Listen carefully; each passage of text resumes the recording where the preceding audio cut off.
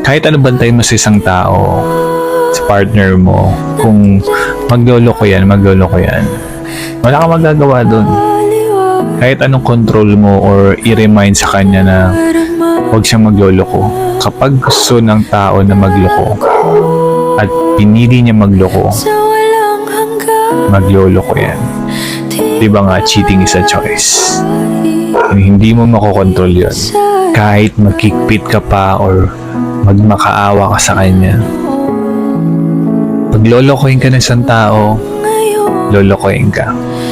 At gagawa ng paraan yan para lang magawa niya or gawin na lokohin ka.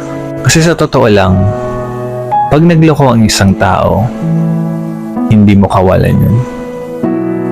Mas kawalan ng tao na nagloko kasi sinayang niya yung taong totoo, magmahal at hindi kayang lokohin yung partner niya. So wag kang manghinayang na di porket mahal mo isang tao niloko ka, pagbibigyan mo.